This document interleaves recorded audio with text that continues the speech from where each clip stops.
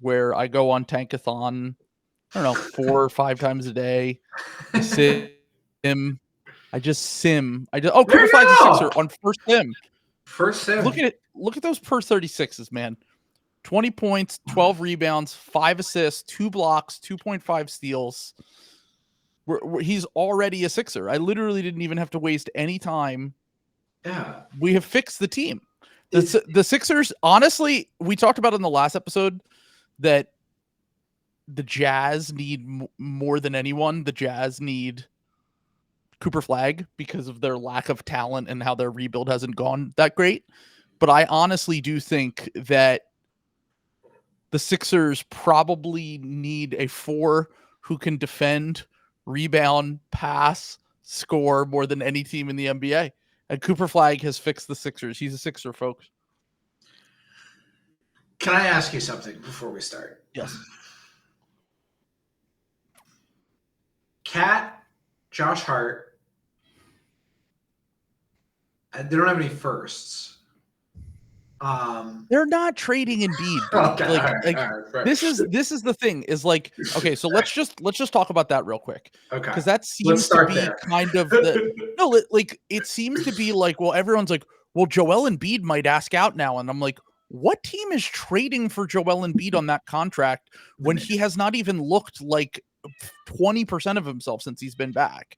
Like, that's the thing. Like, if Joel came back and was playing great and the team was losing, I would be like, oh man, he should absolutely ask for a trade. This is embarrassing that they can't win with an MVP level player. Since Joel's been back, he hasn't even scored. He scored 20 points in 1 game, I think. And in addition to that, he's not moving well.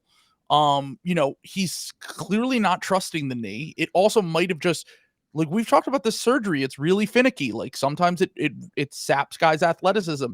It saps their explosiveness. Sometimes they're not the same afterwards. Sometimes it goes up and down and you go through with these waves where, 1 week Jimmy Butler looks washed and the next week he's dropping 30 points on the Sixers like he did last night. So ultimately what all this shit that has happened over the last few weeks kind of comes back to the fact that there's seriously something at the core of the organization that is just like rotted right now.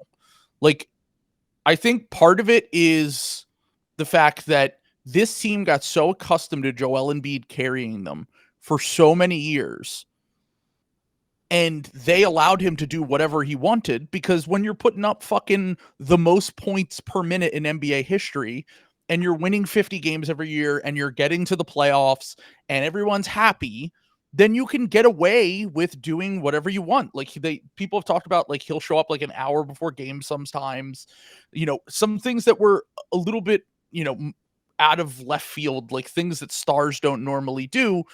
But the second that things start to go bad, the fingers are going to point in the other direction, because the Sixers have been Joel Embiid merchants for so long now that now we're starting to realize we might not be able to be Joel Embiid merchants. And Daryl Morey has to build a real team, which is what I thought he did this year.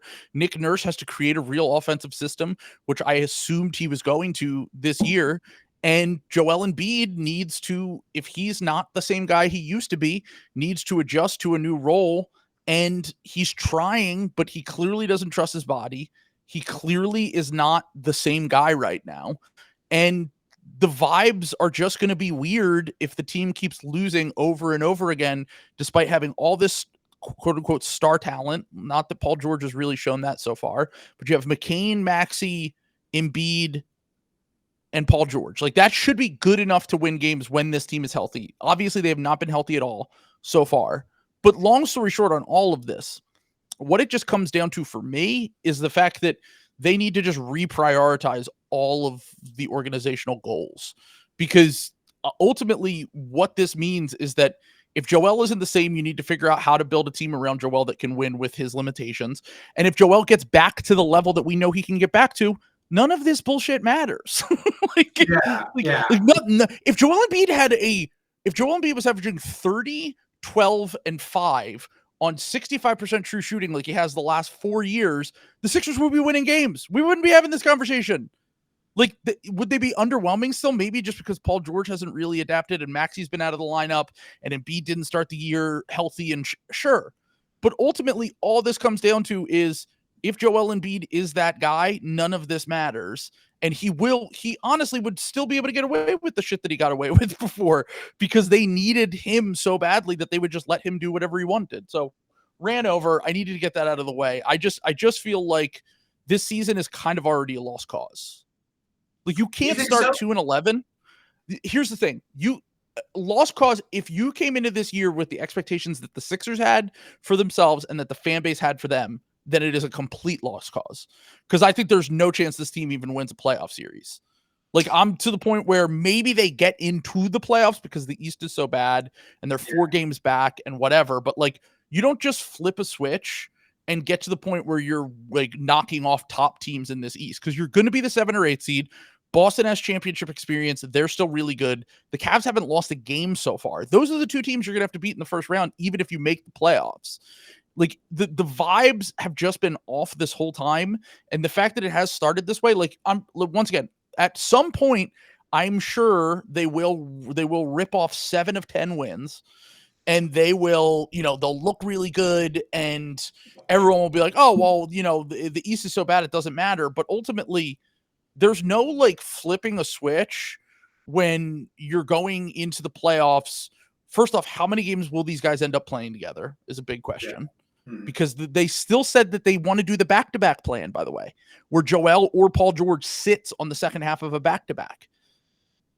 Like, if that's the case, they're going to lose a lot of games.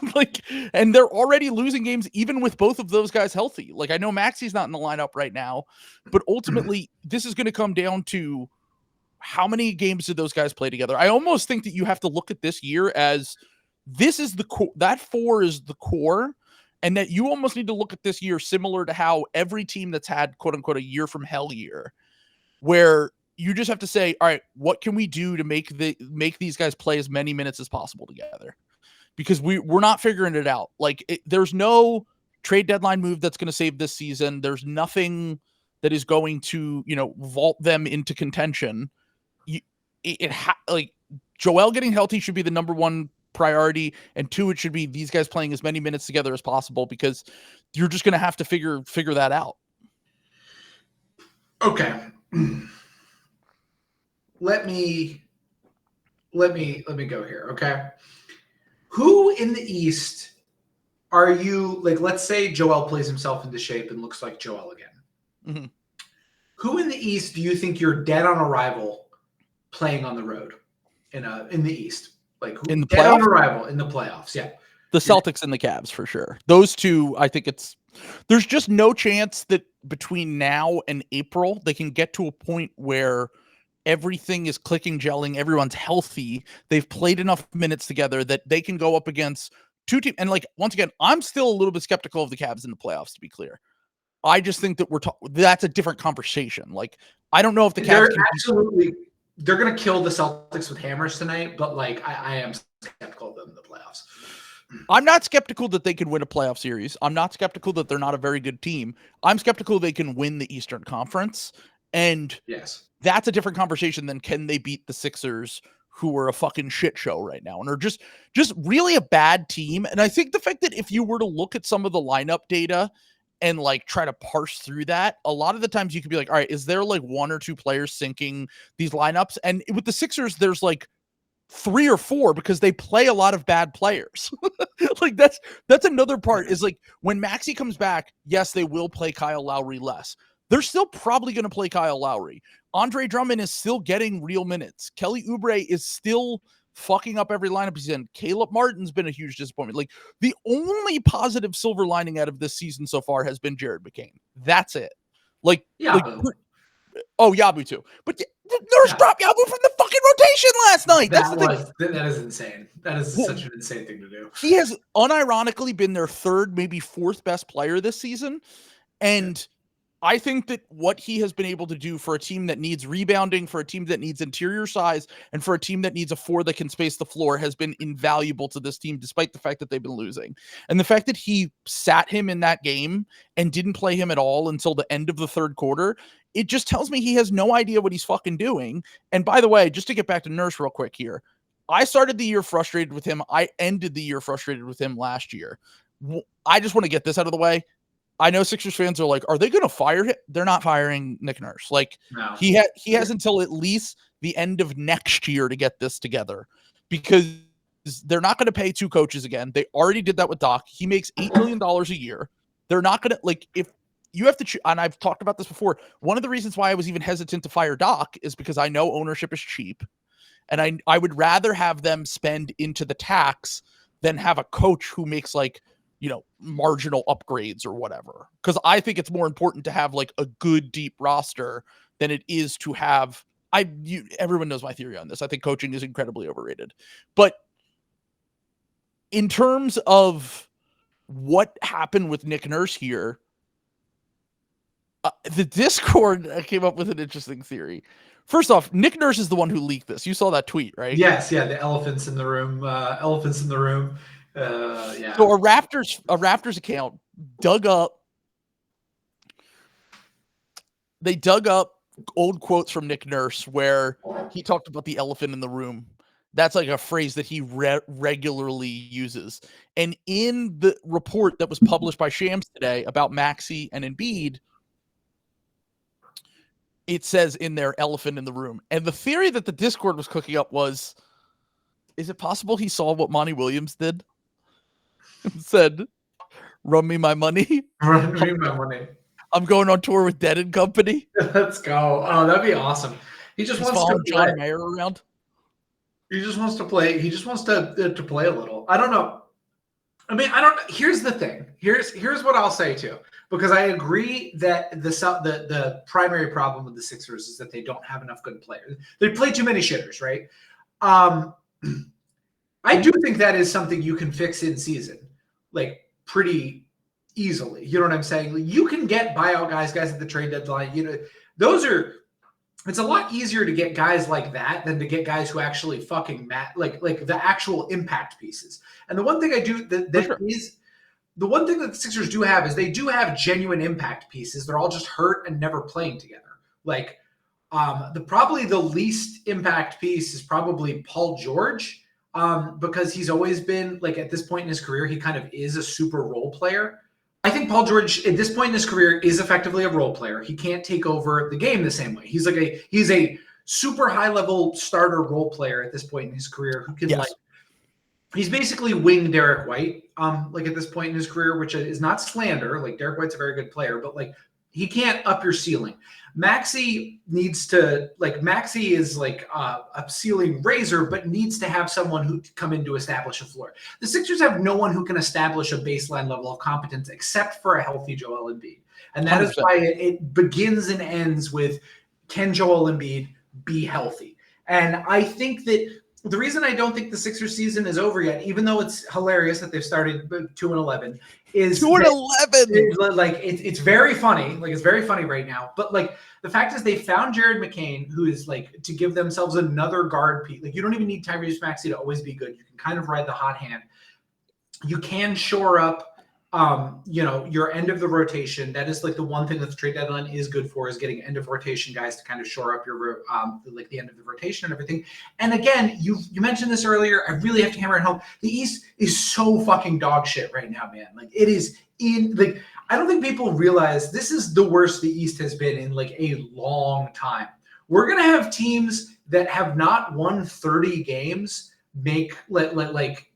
are going to be in the play-in race. In the play-in race, like, are going to be like in the mix for that 10 seed. Kevin, for anyone who missed this, Kevin Pelton did his projections, and he talked about the fact that even before last night, the Sixers would have had to go 34-32 to be the 7th seed in the East for the rest of the season. So basically, they could win 36 or 37 games and be the 7th seed in the Eastern Conference. So think about how bad the 10 seed is going to be. That's another issue that the Sixers are currently having to balance here, because, right now they're 4 games back of the 5 seed. They're going to know soon what Joel looks like. They're going to know soon what they need, if they even want to push in the chips at the trade deadline. Because hear me out for that for a second. They haven't played the Celtics at all yet. They haven't played the Cavs at all yet. They have played, I wouldn't say a Mickey Mouse schedule, but they haven't had an incredibly hard schedule. Like, they had winnable games that they completely whiffed. Now, once again, a lot of that is just due to availability and guys being in and out of the lineup. Another part of that is they have the worst offense in the NBA. Their offense is 2 points per 100 possessions worse than the Washington Wizards. Like, it's a coaching failure. It's a GM failure. And yes, part of it is, Joel Embiid's availability, all of the health of Paul George. But this is what happens when you're Daryl Morey and you put together a team that is, like you said, filled with shitters. It's just filled with old guys. Honestly, if the most amazing part of this is the fact that if they didn't draft McCain and they didn't sign Yabu, this season is like they would have zero. Unironically, I think they would have 0 wins right now. Both of their wins were in regulation. The Hornets, at a minimum, they would only have 1 because of that insane Maxey game against the Pacers. The one win that they had was because of Yabu and McCain going off against the Hornets, and that even needed overtime. So, a long story short on all of this, yes, they will benefit from the fact that the East is bad. Yes, they will probably end up somewhere in the play-in. Because eventually we'll get to the team that we'll talk about a little bit later with the Nets, where they are very clearly going to go into the tank soon. I think there are a few teams that can make the pivot from competitive to let's just throw in the towel for the second half of the season. I think the teams like that would be the Nets, would be the Raptors, and would be probably the Wizards. Although the Wizards getting rid of their veterans might actually help. Yeah. I also kind of disagree about the Raptors, but we'll get there. I don't think they're gonna. You think they're just gonna ride it out? I don't think they don't really have much to trade. I mean, Bruce Brown isn't even playing right now. And I just don't think Masai's like. This is kind of what made Masai like the league has passed Masai by because he's one of these guys who's really believes in his guys. I don't think he's going to trade any of his. That's true. He's not going to if RJ Barrett is playing out of his mind, Masai's not going to be I need to get off. I need to get all the value I can for RJ Barrett right now. He's going to tell himself, this is the greatest player. This is what I traded OG Anunoby for. And also the Jakob Poeltl one is the really interesting one because he's been playing very well this season. And if they decide, all right, a contender, because we were talking about how easy it is to get bigs. That might not really be the case anymore. There are a few teams that would die to have Jakob Poeltl. I think they might not be able to trade for him, but the Suns would love to have Jakob Poeltl. I don't think they're going to be able to trade for him. They literally can't aggregate salary and they have no picks. Yeah, I'm sure the Warriors would like to have him for certain matchups. I'm sure the Pelicans would love to have him, but they might be punting on the season similarly to the Sixers. Once again, I don't think the Sixers are punting on the season. I just want to be clear there because I think it's almost going to be too hard to punt on the season if Maxey comes back and they show even a little bit of normalcy. Because if you, once again, you look at the East and you look at how bad it is, but you also combine with the fact that right now, the Bulls are another team that have a top 10 pick that's out the door. It's a top 10 protected pick to the Spurs. So they're going to want to keep that. So they're more likely to go into the tank. There are a ton of teams ahead of the Sixers that are going to be likely to drop down the standings just, by virtue of wanting to be bad. The Sixers also have this top 6 protected pick that has been traded to the Oklahoma City Thunder via the Al Horford salary dump from 4 years ago that is now, showing to be an issue because let's say Maxey comes back and they go 500 in the next 10 games. And then they're sitting at, so let's say they go 500 in the next 10 games. Maxey's back tomorrow, 5-5. That's 16 losses. And so they're 7-16. God. That's if they go 500. And by the way, they haven't even shown the ability to go 500. They obviously, once again, a lot of weird shit with guys being in and out of the lineup and hard to figure out your rotations and your lineups and any sort of a plan for any team when guys are always out. But let's say they go 500 and they're 7-16 in a few weeks. Then do you have to make a choice at a certain point? You have to make the choice whether do we think we could be one of the 6 worst teams and still get decent lottery luck to keep that pick? Or do we want to go further in the opposite direction? Because They can't make any trades till January, realistically, middle of January, not only because that's when the trade market really gets going, but also because they literally can't, they don't have any tradable salaries that are big tradable salaries that will be able to be moved until the middle of January, basically, with KJ Martin and Kelly Oubre and Andre Drummond. But all of this comes down to, for me, is like, if we get to the deadline and they're like the 10 seed, I don't think you should push the chips in on this team, especially if Joel doesn't look like Joel and PG is looking more the way that you explained him. Because I'm just kind of looking at this season as the only thing that I would look at for this deadline, if I'm the Sixers and I'm trying to salvage this season, is there a guy we like that's under contract for multiple years? You can't just look at it for this year.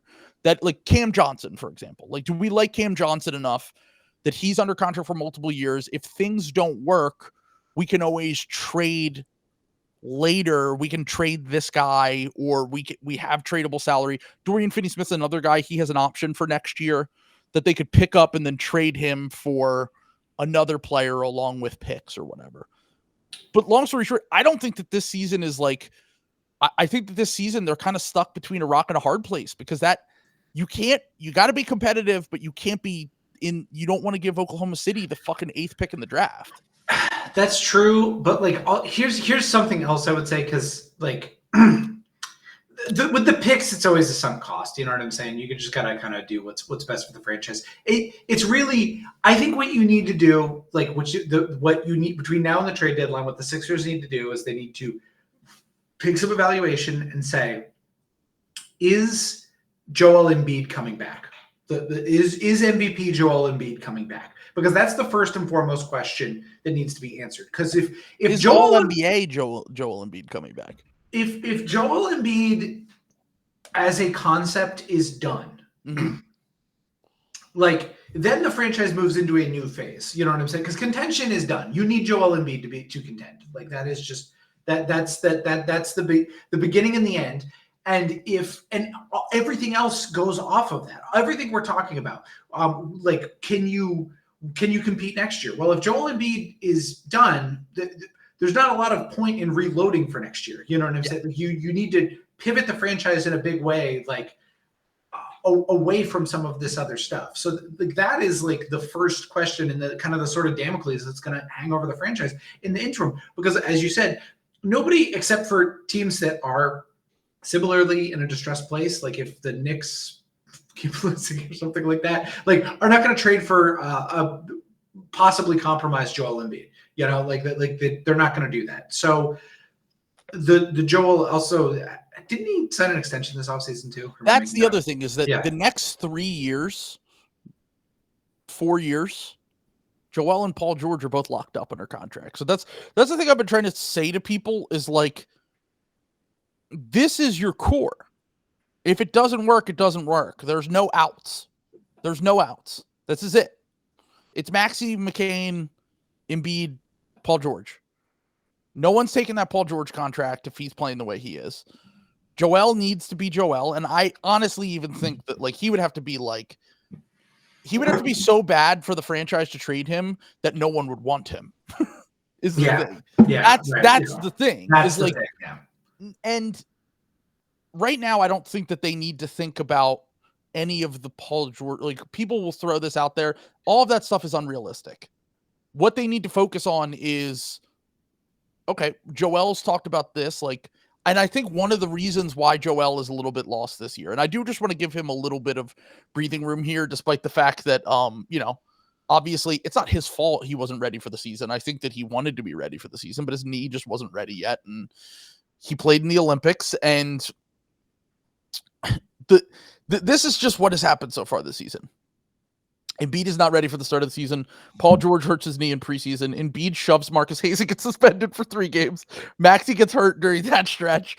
Embiid comes back, is incredibly rusty, and now they're 2-11, and Maxey and Embiid, have this conversation, let's say, heated conversation in the locker room. It does seem like Embiid was kind of receptive to it.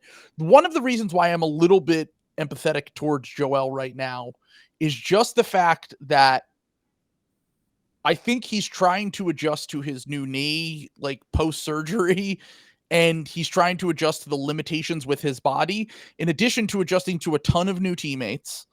He's the only guy he's played with so far this season. People have pointed this out in the Discord. Maxey hasn't even been healthy. The only guy that he's played with is Oubre. Literally it. Everyone else is new. Lowry, he barely played with last year. I think they played 10 games together. Oubre he played like 40 games with last year. Drummond's his backup, so that doesn't matter. Caleb Martin he's never played with. Paul George he's never played with. Jared McCain he's never played with. Maxey will come back and that they have some synergy. And the other thing that I've been saying is like, if this is what the version of Maxey that we will get, like the hyper scorer, great shooter, off ball demon who has real playmaking limitations, and this is more of the version of Joel Embiid we'll get, which is not, still capable as a scorer and an offensive hub. The passing has looked way better to start this season, but limited athletic. They need each other is what I'm trying to get at. Like, they need each other, and I think the fact that Maxey has pretty much been the only one who has ever said anything to Joel tells you a lot about their relationship, because I don't think Maxey would have said anything if he felt like, things weren't weird and off. And I think part of this is Joel realizing that he might be in his post prime now. He's not prime Joel Embiid anymore. And that might fuck the team and that might fuck the Sixers, but also at a human level, that's got to feel fucking weird for a guy who in January was arguably the best player in the world in the regular season last year, to then not have any sort of control over what's going on with his knee and his body. And the fact that he is just trying to get back to a level where he's trying to figure all this shit out on the fly with new teammates, with a lack of an offensive system. And he has done, he's just struggled to be himself. And I think the fact that that is the case is really going to sour the vibes until either he can figure it out as a scorer and as an offensive hub. He's shown some improvements over these few games. He usually just gets gassed by the second half like he normally does when he's out of shape post-injury. But there have been some troubling signs too. Like, the biggest troubling sign to me is like he's averaging 6 rebounds a game. 6 rebounds a game as a center. That's not good. That shows, and you can see he's struggling to get to the ball when it's loose on the court. He's struggling to move around in a way that we're used to Joel Embiid moving around. But ultimately what this comes down to me is the fact that he is just he might be in a different phase of his career and he doesn't know how to deal with it now. I mean, he also could just be hurt. You know what I'm saying? Like, he looks so radically off that I almost think it's like one of two. It could be the thing that he just keeps saying, which is that he just doesn't trust his knee and he's acting weird because he still doesn't, he's out there too early trying to play himself into shape, and he's concerned about that. Because I honestly do kind of buy that a little bit, because he looks so off. You know what I'm saying? I don't think the drop off would not be this dramatic if it weren't an acute active injury or some sort of pretty sizable psychic thing, and he says it's a psychic thing. You know what I'm saying? He says that I'm concerned about my knee exploding if I if I do the wrong thing. And I think that's probably true on some level. I don't know. We're both in our 30s. We know that I'm not even joking right now. You literally talked about this recently. Your body just starts to feel different. It sucks. And we're not even fucking I'm the opposite of a fucking athlete. And he is probably realizing, and I didn't have 7 different surgeries or however many fucking surgeries this guy has had. So on a human level, I do feel some empathy for him, but also once again, I think that if you are going to not be that guy anymore, you probably, there needs to be adjustments on and off the court a little bit. And a lot of people are going to get on Maxey for being the one who said this to him. I don't care how good Maxey is versus Joel Embiid. Maxey will never be an MVP. He'll never be as good as Joel was. But also, the thing that the Sixers have lacked for years is a coach who will hold guys accountable, a GM who will hold guys accountable, a star player who will hold guys accountable. And if Maxey needs to be that guy, then Maxey needs to be that guy. Someone has to say it. And he is the only one that has enough trust in the organization from the players, the coaches, the management to be able to say these things and not have it come across as personal. He's the only one who's been there long enough. Everybody else has been there, like, what, 16 months is like the next longest tenured guy? Yeah. I mean, I think Oubre I think it goes Embiid 1, 2 Maxey, 3 Oubre, 4 Lowry, and then the rest of the team is all new from the offseason. Oh, Ricky Council. I'm sorry. Oh my God. Ricky, yeah. Ricky needed to be the one who. Yeah, I think Ricky Council needs to be. Yep. Yeah, Ricky Council. They were telling Ricky, and then he just took 2 steps back and threw a shot up from 30 feet.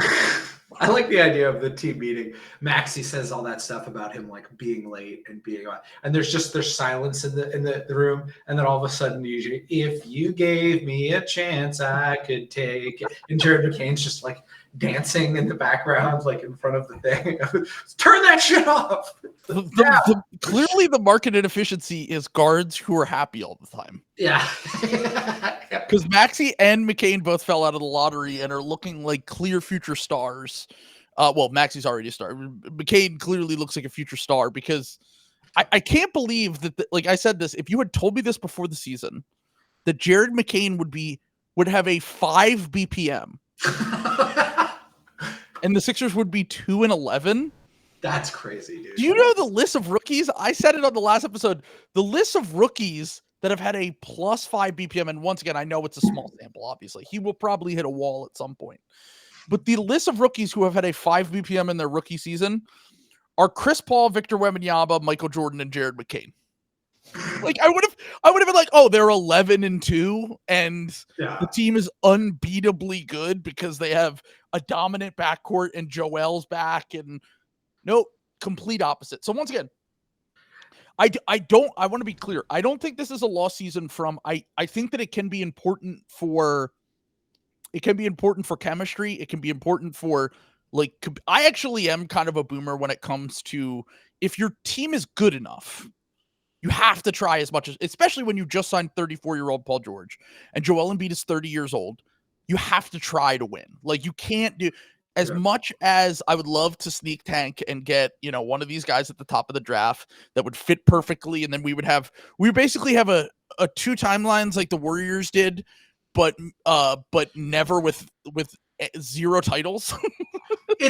Honestly, it's going to be harder to tank than it will be to win the title this year. It's going to be more competitive. There's like 6 teams trying to win the title right now. And like one of them is the Orlando Magic. Like, there's going to be like 10 teams genuinely like trying to be bad. Like, do you have any idea how pissed the Trailblazers are? They're like trying to get Ayton back out their stat. They're like, fuck. Throw him out there. Yeah, we're winning us too many games. They're too good. Like, it is. I don't know. Everyone, I'm going to be accused of pandering and whatever. I really don't think. No, I don't. I think your opinion on this is the consensus, which is that not that they can win the title, but the fact that like the East is so bad that like you could literally have a 10-game setback and still be fine in the East. I don't disagree with that. Yeah. The Sixers had title aspirations coming into the year. I think I'm shelving that for now.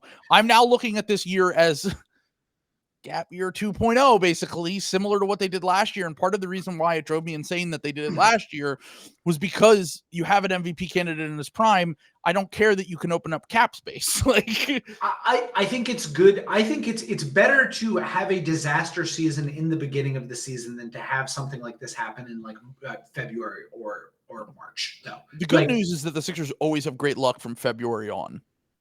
Well, and they famously did well in the playoffs, but that's what I'm saying. Like, I think that get all the bad juju out. I think it's good to invert that a little bit. I think this is the purge. I do genuinely think, obviously something not as dramatic. I would not be shocked to see them pull a 2022 Celtics style like turnaround where they're like just dogging it. I still don't think that they're going to be good like anytime. There's no like, chance. soon. It's just there's something in the air this season. I'm telling you. Yeah, I'm just saying, like, it's just Joel Embiid. If Joel Embiid is normal, this team is going to look way fucking different. And the East is bad enough. Like, I don't know. Yeah, they're probably not going to beat the Celtics. Like, sure, but like, what's the difference between going in as the 6 seed and going in as the 3 seed? It's really funny you say that because someone blew my mind when they said this the other day. Because we've always talked about like historically, and if you want to win the finals, you have to be a top 3 seed. There's only been one that hasn't, right? It was the 6 seed, right? Yeah. It was the 6 seed Houston Rockets. Okay, get ready for this. Okay. JS in the Discord blew my mind when he said this. Yeah. If you want the 2 seed path, you just have to get the 7 seed and then beat the 2 seed. Yes. No, I'm like not kidding though. That's like on the table.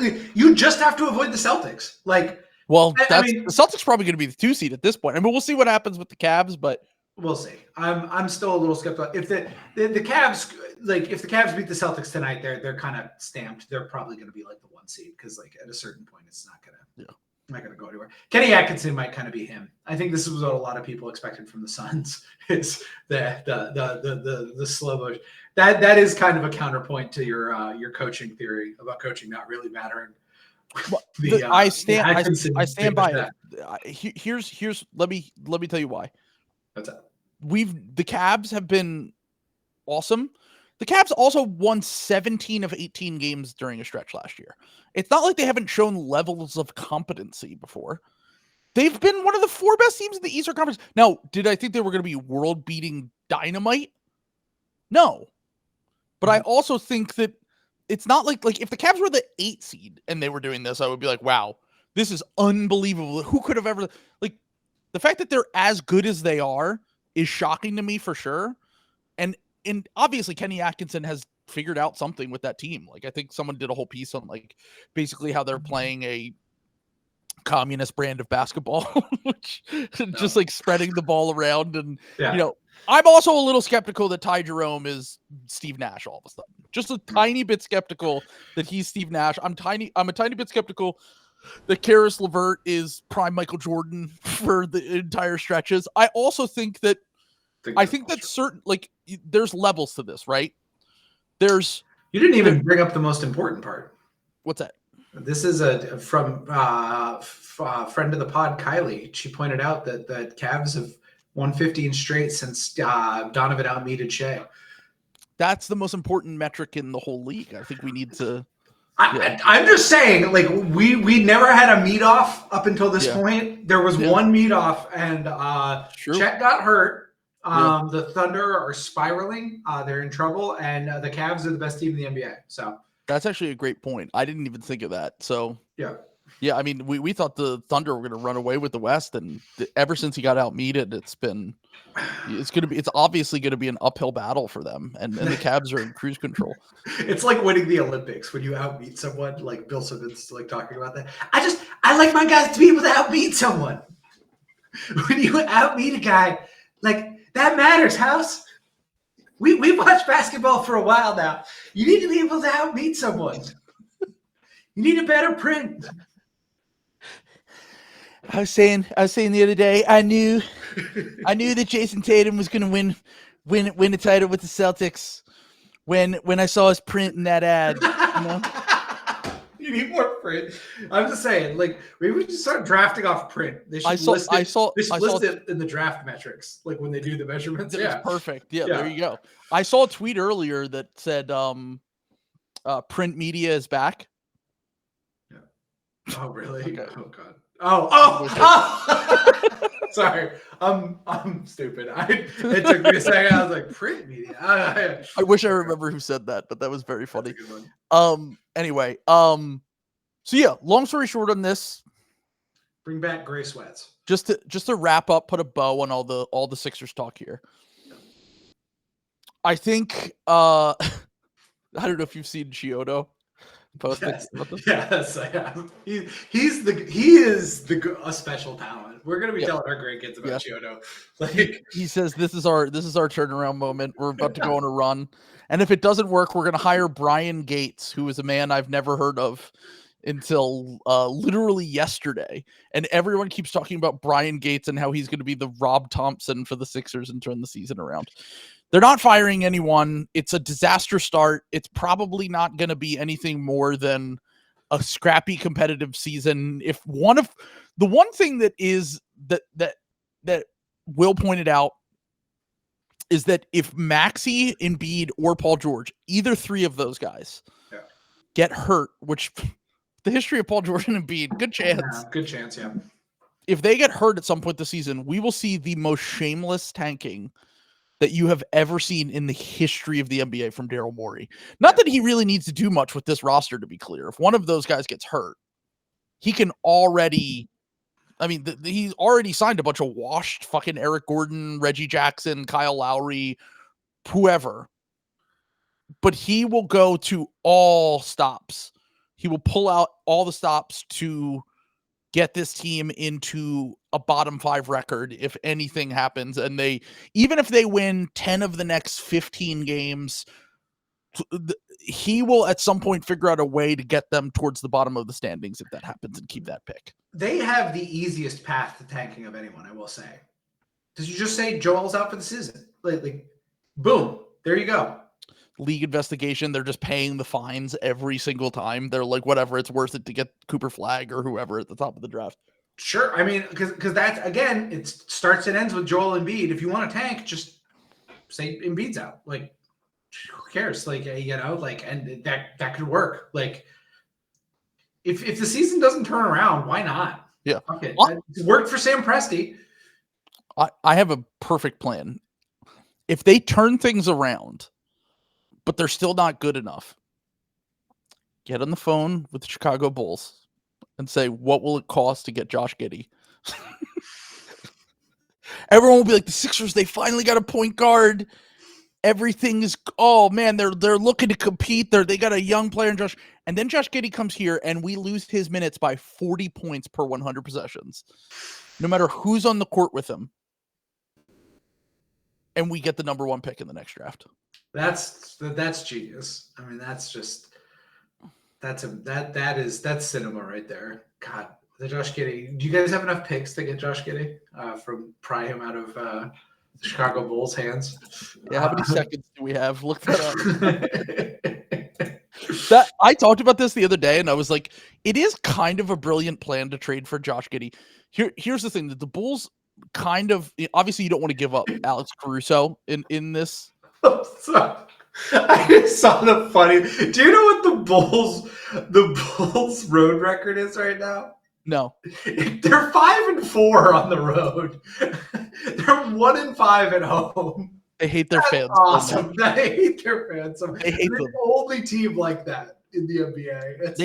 They've decided we won't give you any joy when you're watching this team. We're just going to win games in Detroit and in Washington.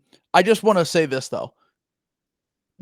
In a way, the Giddey trade was a little bit genius because it disguises as not tanking while also tanking.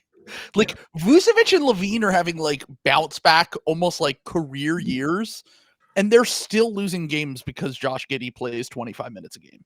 Yeah. It's actually kind of like, now the issue is they traded a good player and Alex Caruso away to get that done. If you were able to get that without that part, it would be more brilliant. Right. He might be the single most important asset to the Chicago Bulls since Jimmy Butler. Because if you think about the fact that he's probably going to get them a top 5 or 6 pick in this next draft, that's loaded. For sure. And the only problem is now that you just take those guys, Karnisovas and Eversley, the guys who thought that was a good trade for a good player, and fire them into the sun, and hire someone who knows basketball and bring them in, then you're cooking with gas. Yeah, you need to swap out. You need to take away their extension privileges before they sign Josh Giddey. You need to fire them early enough in the offseason that they have no chance to extend Josh Giddey. Yeah, don't even give Josh Giddey the qualifying offer. Make him an unrestricted free agent next year. and draft whoever at the top of this draft, and then maybe you'll have a nice core from that point on. But you definitely need to get rid of those guys for sure first. For sure. But all right, we've talked enough about the Sixers. We'll have more. We'll see. I'll be streaming if Maxey's back. Everyone, if you've already missed me having a heart attack on stream and want to see that during a Sixers game, it is a lot of fun. But we have to talk a little bit about Slop that we did have dropped, because everything else is kind of we're waiting for the Cups on tonight. We'll have our thoughts on Cavs Celtics on the Patreon episode later this week. But right now we have Slop that has dropped from Sam Amick, which is good. Sean Marks is keeping us in business, to be honest. Sean Marks has been the most important main character of this podcast since its launch, I think. Every 6 months, he gives us something else to talk about. And he is just an invaluable member. All right, let's think about it. So by the time I started podcasting, we had the Harden trade was the first one. Then we got the Kyrie trade. Then we got the KD trade. Then we got the Mikal Bridges trade. Like, what? He is literally now talking about blowing up the entire roster. No one is safe on that team. They're willing to trade basically anyone, including Claxton and Cam Thomas and guys that we weren't sure that they were going to, end up trading. But it does sound like they're open for business, and I think that this is the right thing to do if you're them. Did Will successfully infiltrate into the depths of the Barclays Center and leave threatening notes everywhere? Letting everyone, like Cam Thomas would not be.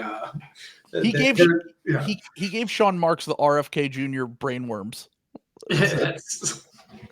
Look at it. He can't pass. He can't pass. Look at his efficiency. It actually hurts my voice to do that impersonation. That's amazing. We all kind of saw this coming. And just the only thing is, like, it is a little staggering how competent the Nets look. Like, I know the Nets are like what, 7th, 9th? No, they're 11th now. But they've like won 5 games. Yeah, they've been like pretty competitive though, in like a lot of the, you know what I'm saying? Like if you sort by differential, I think they're more like the 7 seed. So they've been like a pretty competent team. I think Dennis Schroder comeback year like had a lot to do with that, like as well. Cam Johnson looks like a genuine better than Paul George. Yeah, I was gonna say star player might be a little bit too much, but he looks like a very good starter. Like at the bare minimum, like he's going to be a very valuable player on that contract. Like I think it's smart of the Nets to just like think this through and do it. But it is like, I guess one thing that surprised me about this is it is like a little brazen to like kind of do this so early when you've had like success and the team doesn't look like disjointed or bad. You know what I'm saying? Like I think it's good and it's smart to do this and to recognize that this is like a dead end, but it's like it's a little bit it's just a little interesting given that like usually some of these like franchises want to like at least pretend that they're like you want to placate the fan base. You want to like be like, hey, look, like we drafted Claxton, we drafted Cam Thomas, they've been good for us, we want to have some of our guys. And they're kind of like, nah, we're rebuilding. Fuck this. We've never done this before. Yeah. We've never had the opportunity to, go in with our own draft picks and start this thing from scratch and tank and build from the ground up, really. Marks came in and had to build with no picks. And then he went the opposite direction and traded all of the picks for Harden.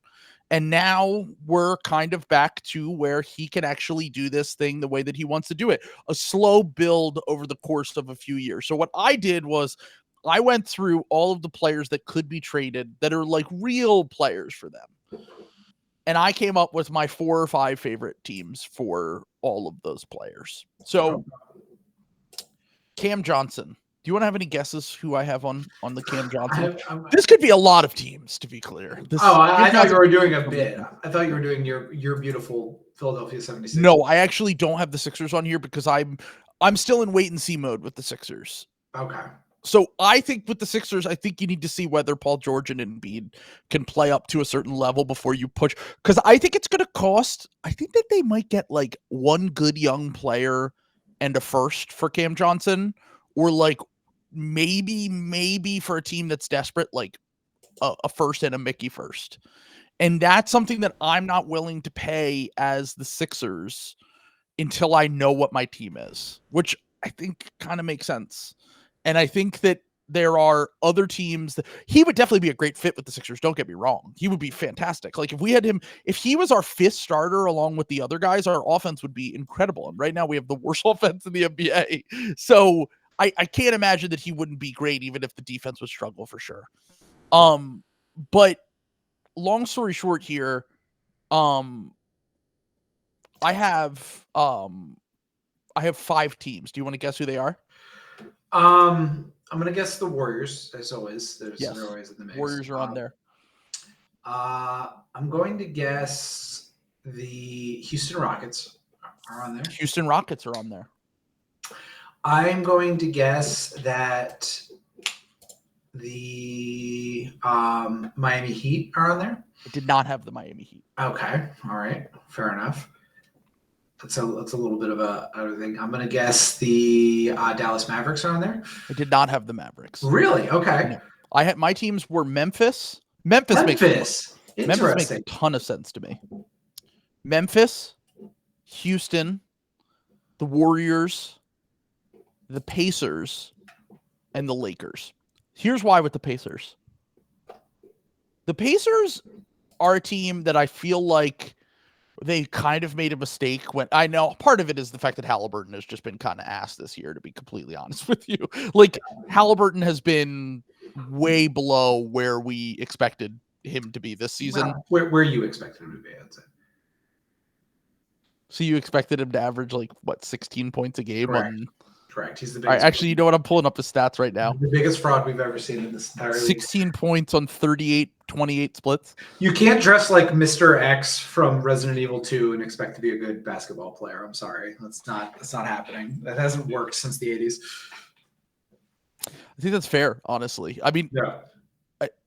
I know that he's probably gotten more excuses per minute than any other star in the NBA, but it's staggering to see how bad he has been this season. I think so. I think from what I'm gathering from your list is you think what you think Cam Johnson is more of a small forward than a power forward. Yes, I do. Okay. I think that he's more of a small forward than a power forward, and I also think that one of the things that made Indiana great last year was the fact that before they traded for Pascal Siakam, it was basically, and not that Siakam is a bad offensive player.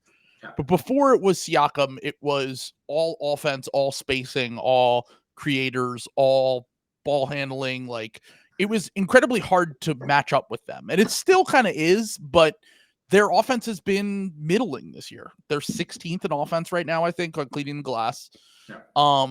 They are a team that, you know, look, they're always just going to have a bad defense. So if you lean towards your strengths, adding in a shooting wing like Cam Johnson that can make the right plays for you and has shown a little bit of on-ball juice this year even. Mm-hmm.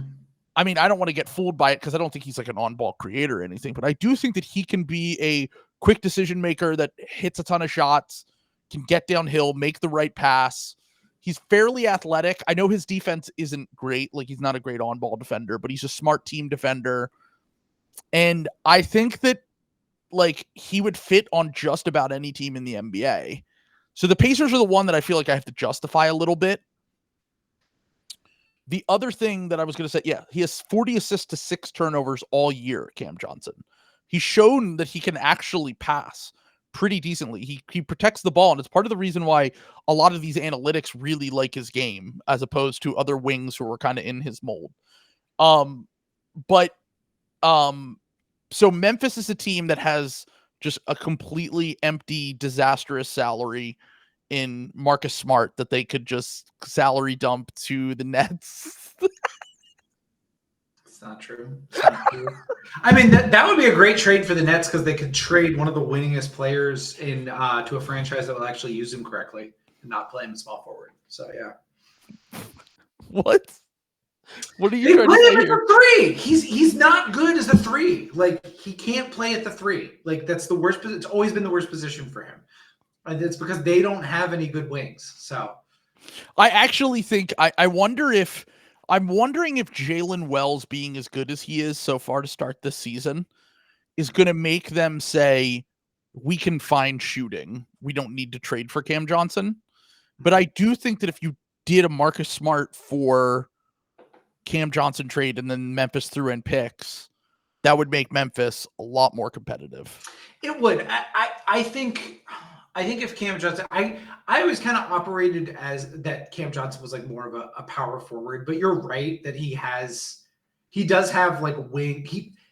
He's more viable as like a wing. You know what I'm saying? I've seen the off the bounce pop. You know what I'm saying? Like he's not a great rebounder too, which I mean, if you're a 3, you can get away with that. As a 4, especially on a team like Memphis that's going to play JJJ at the 5 sometimes. Yeah, you need to be like a positive rebounder, I would say. So that's a pretty good like thing to. I think of him as like super. Why am I blanking on his name? Guy Dallas traded for last year, PJ Washington. Oh, okay, yeah. Like I think of him as like super duper like PJ Washington. You know, like so, and PJ was like a pretty good 3. So I think that is something. Will hated that comp. Will's like they're nothing alike. So. All right, so we have Memphis. All right, I mean, the Lakers, I think they just need – I know the Lakers have been better recently. I still think that when they get into the playoffs this year, they're going to need someone who's more of a viable spacer on the wings. Maybe Dalton Knecht can be that, and they can just survive. I'm skeptical that he is going to hold up defensively in the playoffs in a way that I think that Cam Johnson probably would be a little bit more passable. The Warriors, I think he would just be a great fit there. I mean, I think that's exactly what the Warriors need. And then Houston is the one I wanted to talk about a little bit more because Houston is probably the team most shooting starved out of everyone here. Like the Pacers have shooters, the Warriors have shooters, the Lakers have Knecht and Reeves, and they have a handful of guys who can create and shoot. Memphis has gotten Jalen Wells as a rookie. That's really covered up for some of their stuff.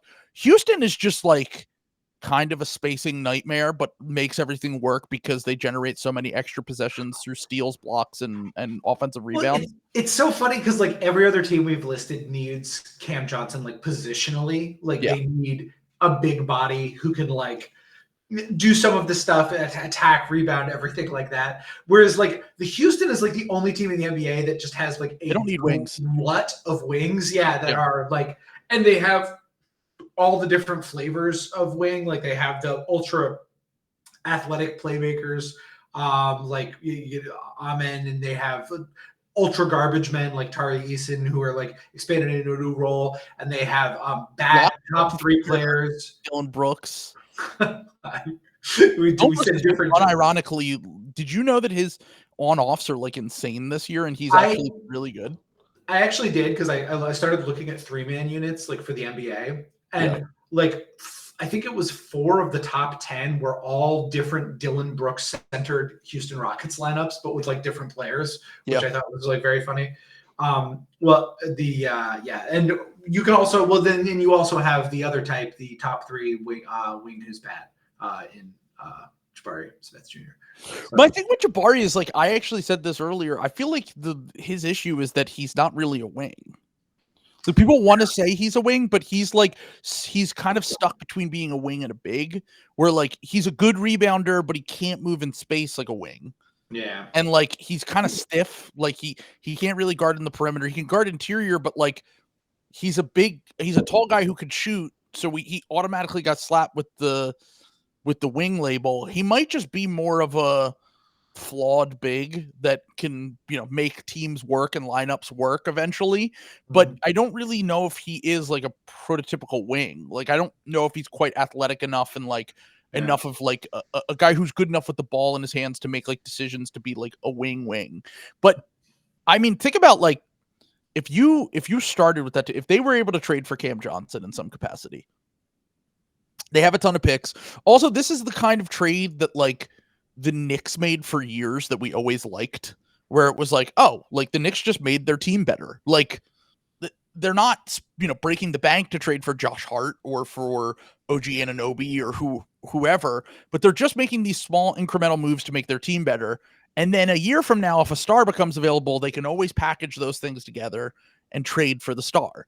Cam Johnson would be that kind of move for the Rockets, where it's like, we're better than we expected, and we still have so much shit to trade that we can just go trade for fucking Cam Johnson.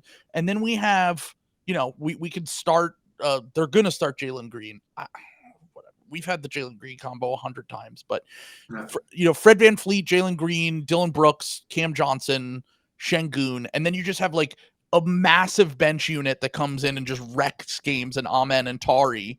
And I do think that would be like, if I'm a little bit skeptical on Houston as a playoff team, despite liking them a lot as a regular season team. If they get Cam Johnson, it's really upping that no shitters thing and just figuring out how to make the lineups work around like some of Jalen Green's deficiencies, I think. And then you're talking about a team that I think could potentially win a playoff series.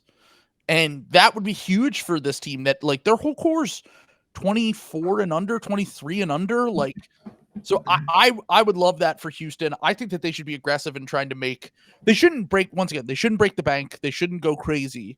But I think if there's a move where they can make a realistic trade where that makes their team better this year and helps them win a playoff series, I think it would be great. Yeah. Yeah. I think, I just think Houston, like, I mean, we're going to run down some of these other things. You could say that about pretty much any available player. You know what I'm saying? Houston is kind of like Oklahoma City light, where they have they're so talented pretty much everywhere, and they have exciting young players everywhere, but they also have enough assets to just go out and like trade for pretty much anyone that they want. Yeah. Like, I don't think they need to wait though. Like, I think that they've been in wait and see mode for so long that like they can kind of do like a half measure version of what they did at the free agency last year, getting Fred VanVleet and Dylan Brooks and like all those guys. Just get guys who help. Yeah. Well, the other thing though is I also don't think that they should deplete, because I think that any big star that becomes available, Giannis, et cetera, them and OKC, it's going to be them or OKC, like they're always going to be in the mix for those. And I do think that like the Rockets do need to kind of keep their powder dry a little bit, because I think that a trade like that would genuinely change like the fortunes and like turn them into like an actual title contender. Sure. So, I'm just thinking like if you can make this trade without like including Jabari, and then you can trick teams into thinking Jabari is good. Yeah, well, and then Jabari and Jalen Green, like you don't want Cam Johnson. He makes $26 million a year. You want Jabari Smith, who's still on his rookie contract in this star trade with all these picks, right? Isn't he great? Don't we love Jabari, folks? Don't we love him? You love him. Yeah, them unloading some of their top of the draft busts like Jabari and Reed would really help them out, I think. Enough. No Reed slander. What is really unfortunate about watching Reed? I mean, I think Reed's still going to be good. Don't get me wrong. I do too. I'm just. But what's really unfortunate is that he's like an all-time shooter passer combo guy, and I remember watching during the cycle and being like, he's a hesitant shooter, but he'll get over that. Whereas McCain, I was like, oh well, McCain's like a lights out like sniper. He's shooting from everywhere. I might have undervalued the playability right away if you're a hesitant shooter. Yeah. Especially on a team like Houston that needs shooting. Yeah. Like if he's going to be hesitant to shoot the ball, it's just going to take a while for him to figure out a role on that team.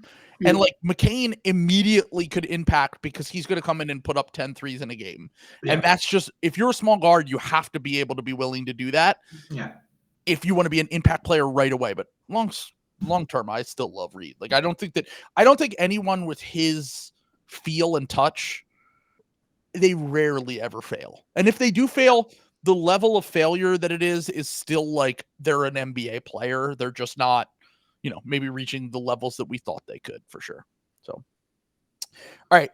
Second guy up on this list, I have Dorian Finney Smith. I have 5 teams. One team, it's basically impossible to make work.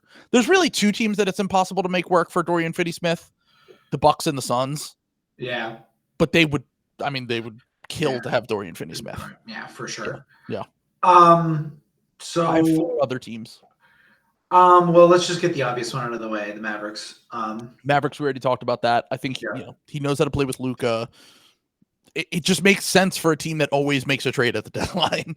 Yeah. He has a player option next year, so if he's always tradable in the future too. I'm gonna guess one that I don't think you have, but I think it would be a good fit. Timberwolves. I don't have them. The problem with the Timberwolves is that it's just like all these other apron teams. Yeah, I guess that's true. Yeah, it's kind of hard to make it work. Yeah. I don't think they can aggregate any salaries. Yeah, they don't really have anyone that they could like. And they're also already paying Dorian Finney Smith $30 million a year. What? 30? Jaden McDaniels. Oh. I think Dorian Finney Smith might be better than Jaden. Oh God, no! I've kind of come around on Jaden McDaniels. Dude. I was a lot watching Jaden McDaniels in the playoffs last year. Made me a little.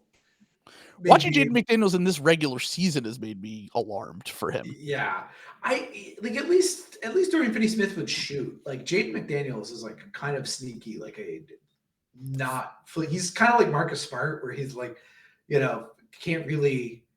The shooting is not super valuable because it's not like on volume. On volume, yeah, exactly. So, efficient and on volume. He's shooting 31%. He's really that one year where he shot really well looks like it's starting to be an outlier. And it's once again, volume is probably, if you're a decent enough shooter, volume is probably more important than efficiency. And he's just not a willing one in the same way that even Dorian Finney Smith is shooting 6 threes a game at 40%. Nate saying that Jaden was way better in the playoffs, that also alarms me. I was not impressed with the playoff performance. So yeah, that's tough. So I have I actually had the Sixers on here, and here's why. Okay. Think of the most boring move you could ever think of. Yeah. That is the Daryl Morey trade deadline move every year. Outside of the Harden year, which was a unique situation, trading for Buddy Hield last year, George Hill his first year, the Jalen McDaniels salary dump that he had a few years ago. Dorian Finney Smith would be the perfect, doesn't really solve any issues for the Sixers outside of just providing them with a little bit of size, can play at the 4 and shoot and defend. Actually, his defense has been pretty good this year when I've watched, to be fair. He actually, in that's the one Celtics game, he was defending his ass off. But he has the flexibility that Daryl loves to pitch. Oh, we want to have flexibility option. The fact that he has a player option next year and it wouldn't put the Sixers over the apron is a thing to look out for, because they would always just pitch it as, we can always trade him later. He could be included in a bigger deal. We'll keep all our picks. We'll trade one of our Mickey first for him. But I think that he might get a real first back at this deadline. Like, I think that there might be like you might get like a top 8 protected first, top 10 protected first for Dorian Finney Smith back. I think so. And that's a real enough pick. Like, I mean, like, yeah. So, well, especially with everyone's like clumped together, you know what I'm saying? Like 2 wins could be the difference between like picking at like 16 versus like 23. You know what I'm saying? There could be huge swings. And like versus like if you're like trading with Oklahoma City and it's like, okay, you get to the 30th pick. You know what I'm saying? Like your 29th pick. There's going to be like real versatility to like, you know what I'm saying? What's the word? Variability to those picks, for sure. So just something to I would kind of honestly, a lot of the teams you just listed as like Cam Johnson teams, I think are also Dorian Finney-Smith teams. Yeah, I tried to go different than that, but in general, yes, I think both like the Lakers. He would fit. He would be great for the Lakers. He would. Yeah. Oh, cool. What if Cam Reddish was actually good? Exactly. Yeah. Exactly. Like, yeah, he would be fantastic for the Lakers. We already talked about the Mavs. The other teams that I had on here that actually can make it work. The Kings. I think the Kings just need a little bit of defensive juice, another playable wing. Yeah. They could make it work with Herder. Herder's contract and a pick or something. just because Herder's been a disaster. Also, a bonus that people have pointed out, I've been screaming about trying to trade Kyle Lowry, even though he has a no-trade clause, just to get him away from Nick Nurse. People have pointed out, trade away Kevin Herder so that Mike Brown doesn't keep playing him, because he just trusts him too much, and Herder's been bad for like a year and a half now. It's just, it's really, I really think that Warrior series might have broke Kevin Herder, dude. Do you remember that series 2 years ago where he has just had no confidence since? Do I remember that? I was so mad at that series. I was so mad at Sabonis. I'm still mad at Sabonis. The most fraudulent series I've ever seen a star play. I'm never trusting him in the playoffs ever again. That was unreal, man. But, you know, I think the Kings could use. So here's the thing. Between Keon Ellis, Dorian Finney Smith, and Devin Carter potentially coming back, you can really start to put guys who are defensively versatile around their offensive talent. And I would like to see that on the Kings. Like, I think Finney Smith would help them a lot, just from they need, once again, these teams just need playable wings. That's really what it comes down to, and a lot of teams have that. All right, the last team, and this is the big one. The Cavs should just push in the chips, dude. They should. That's a good one. I didn't even think about They're that. undefeated. They really, like you said, like it's really just the Celtics that they have to worry about in the East. Yeah. And Dorian Finney-Smith at least is going to be someone you can throw on Jason Tatum.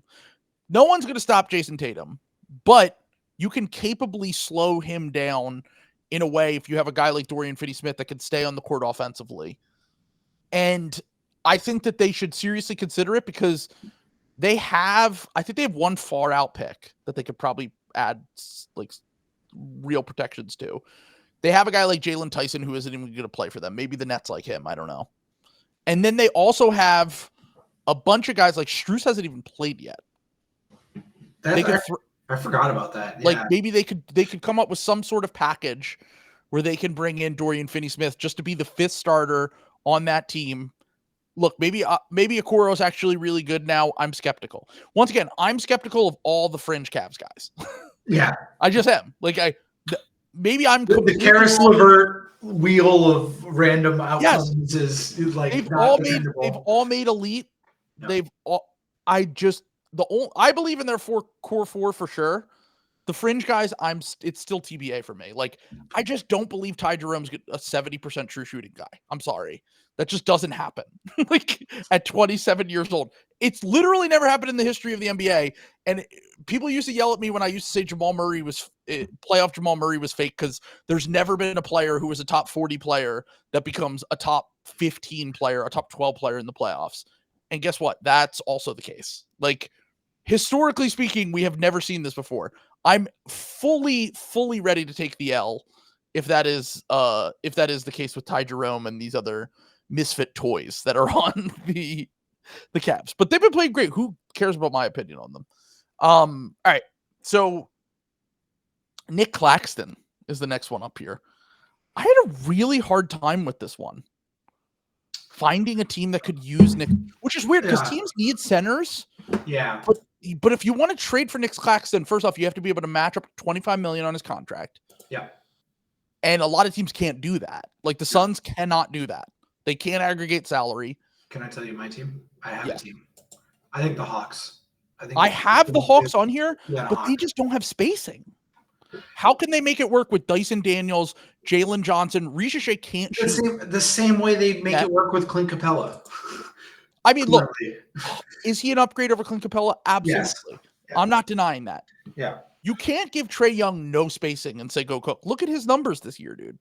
Like, and part of that is Trae's regressed a little bit as a scorer, but also part of that is just the fact that, like, none of their guys can shoot. Like, their best shooter's Bogdan, who's out right now. Who are they even trading for him? I get it, but like we're talking about a Kongwu and Capella, you know what I'm saying? And those guys don't give you spacing either. I don't think that matters. Like when we're talking about centers, you know, like now the argument could be they need to spend their resources to get shooting into the door instead of trading for Claxton. Yes, but I think that I think that's going to be a spot going forward because they were kind of building something. They have Dyson Daniels, they have Trae Young, they have Ricochet. I know Bogdanovich is like this team, 30. But my thing is like this team is good and young, and I get that. If you want to make your team good, sure. Are you really giving up more assets to make this? That's my big problem with Atlanta. Like they've already traded this pick is out the door. The next pick is a swap. The next pick is out the door for DeJounte. They haven't even paid the DeJounte trade yet. What did they get back? I actually like the fit with Trae, to be clear. Didn't they get some stuff back when they traded him to New Orleans, though? They got some picks back. They got the Lakers pick, and they have one more pick that I think is from not the Pelicans. It might be a Bucks pick. Yeah. With protections on it. It's the worst for Pelicans and Bucks. Both of those picks are pretty valuable. You know what I'm saying? Like you could do something with that. You know, that's true. Yeah. So you would do like I know someone posted they were like, I can't believe DeAndre Hunter's having like a bounce back season at age 27 or whatever. And then I was like, he's played 4 games. I looked it up and I was like, I will never. DeAndre Hunter is like the worst NBA starter of my lifetime. Like it's unreal. Every time I watch him, it's unreal. It's like there was like a Thomas Jefferson sketch. I don't know. Is it true? Go somewhere else. Okay, there he is. He's back. There's an old Derek comedy Thomas Jefferson sketch where he's a time traveling guy and he keeps saying like, oh, like the reason he keeps coming back to this shitty light jazz guitar player every time is because his guitar playing is the only thing in all the cycles of time that changes. He's looked at all of human history over and over again, and the only thing that's different is the way this guy plays the guitar. That's how I feel about DeAndre Hunter in the ways that he is shitty. He is shitty in a different way in every game that I watch him with that makes no sense. Like he is just the ultimate like fucking chance block that you're hitting like chance wheel spin of a player, but it's always bad. It's always a bad outcome. He is truly one of the worst players in the history of the NBA. Hold on. Are we counting young players currently? Because Josh Giddey is definitely worse than DeAndre Hunter. I mean, I guess, but like he hasn't gotten paid yet, like $20 million. Like DeAndre Hunter got paid, like what was adjusted to what is getting paid right now. Basically, what would be a $30 million a year contract right now. Yeah. So there are definitely younger players that I would say are worse than DeAndre Hunter that are still like starting on teams, but they're also young, so we give them the benefit of the doubt. A lot of them, even when sometimes they don't deserve the benefit of the doubt. The one in the comments that people are pushing back on here is the powerhouse of the no DeAndre Ayton Trailblazers right now. Because right now, if you look at the on-offs with him, they're you know what? No, they're still not good without him. Yeah. That's never mind. They're a negative 5.6 when he sits and a negative 8.3 when he's on to start this year. Yeah, they've been better recently since Donovan Clingan came in. Yeah, well, Donovan Clingan's like okay. They're winning the Rob Williams minutes by like. All right, I'm now running all of these numbers real quick just because I'm interested to see the Robert Williams minutes. They are a plus 23 net rating, 68 minutes, and then they're negative 7.2 in the Donovan Clingan minutes. Yeah.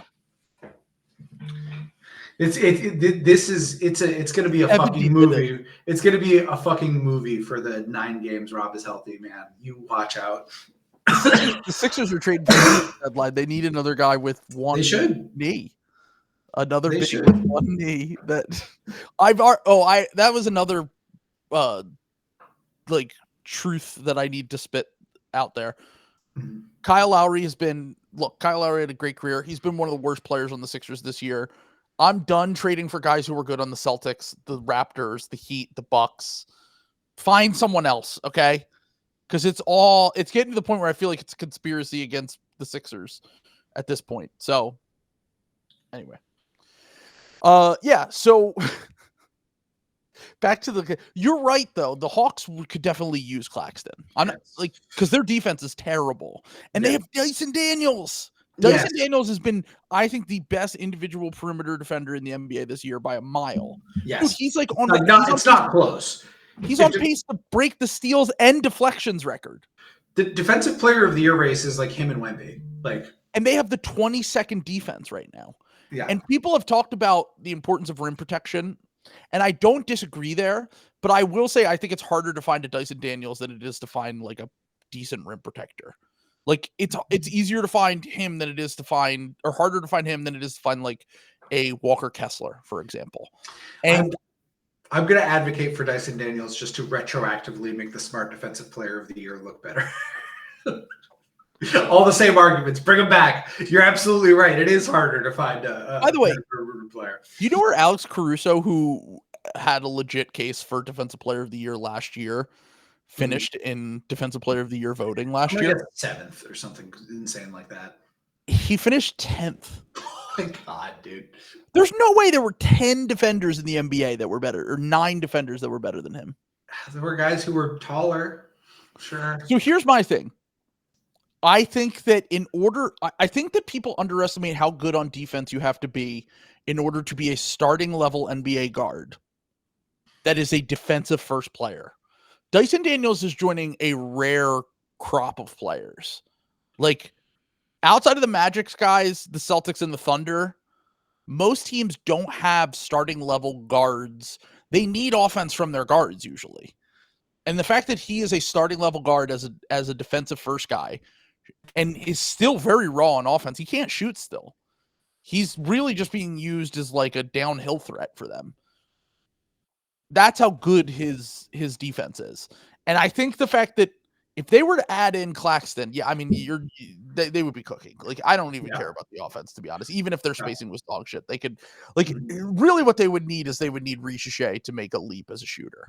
Because, by the way, Richeche's shooting like 24% from three to start the year. So I think in time he'll be fine, but still. I was just going to say, I would love to dab on Matt for that because he was so like adamant about that. Like, but he probably will be fine. Like, I don't think the volume's still there. Yeah. He's not a great free throw shooter though. Never really has been. That's really an indicator of like shooting potential. Mm-hmm. I will say that much. And like, he's always been in the low 70s as a free throw shooter, shooting in the 60s in the NBA. It's something to keep an eye on at a minimum. Yeah. Okay. So, three other teams I came up with. They're not realistic, but these are the teams I came up with for Claxton, other than the Hawks. Okay. Denver, just to have him and Jokic. That would never happen, to be clear. I'm just saying, perverted. Yeah. Would Charlotte make sense? People keep saying that in the comments. Because the thing with Charlotte, the thing with Charlotte is like if you assume Mark Williams is, you know what I'm saying, like cook product. Yeah, cook product. Because if you once you remove Mark Williams, they really do not have a center. Like they have Nick Richards, but like he's like not very good. If you're the Nets, you're like, all right, well, they did get they got some extra first round picks from the Heat and the Mavs, the Hornets. And by the way, Claxton's still 25? He's still young enough that like in a different environment could get better. And with LaMelo, that could be fun. Yeah. I think that's like not a bad one, to be totally honest. Like, and I think it would at the bare minimum make, if Charlotte had like a pretty competent defense, and I think Charles Lee is like a good enough coach to like kind of like start building that infrastructure. I think they could be good. And Saloon like has tools. You know what I'm saying? Like he could. I think Saloon could kind of turn himself into like a decent-ish defender.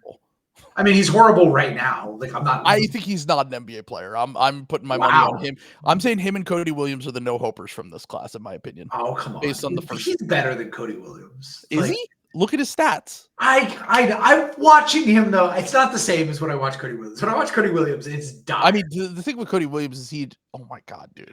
Bro, he's shooting 23% from the field. Dude, did you see the guy on Twitter? No. You're not just brushing over this. No, 23% from the field. I'm just like, it's dude, bad. Come on. I need to talk about. We need to talk about the guy who is screaming in your fucking replies because we said Topic and Carter were better than Cody Williams and they hadn't played yet. Well, yeah, because if you play and you're the worst player in the NBA by a significant margin, then I'm gonna give up a little bit of hope on you. That was awesome. That was like awesome logic. It's like those guys haven't played yet. Obviously, Cody Williams is more valuable. It's like the best kind of right, technically. Availability. They're the best. Yeah, that's awesome. I mean, I'm just saying, Cody Williams is a 36 true shooting, Sam. 36 true shooting. And by the way, Tidjon Saloon's only played like 160 minutes in the NBA. 179. That's where he's at. Honestly, 36 true shooting is more staggering than the 23 from the field. That is Tidjon Saloon has a 30 true shooting. Oh. By the way, I know it's actually good. He shot over his head in preseason, and everyone was like, "Oh my God, Tidjon Saloon." Everything I've ever heard of coming out of Charlotte is that they're like, "Oh yeah, we fucked up." They were instantly like, "Oh, he's not an NBA player," and we took him with the 6th pick in the draft. Come on, dude. Rob Gillingham was on the board. People are going to be furious here, but I'm sorry. To me, I think that we're just going to get more of these guys that are just very obviously not NBA players. Yeah. That, we can cope all we want through it, but like I watch these guys and there's just nothing there for me. Look, Saloon's like not good. I think he could like be an NBA rotation. I'm not giving up hope on him being an NBA rotation player. Cody Williams, I think, is done. Is gone. Tidjon Saloon is like 14 too. That's the thing. Isn't he still? Now he might be 9. Yeah, he's 19 now. He's 19 so now. he's okay. he turned 19 100 days ago. So yeah. I mean that was what people used to say to me about Jaden Springer. They'd say his best stat is that he's only 20.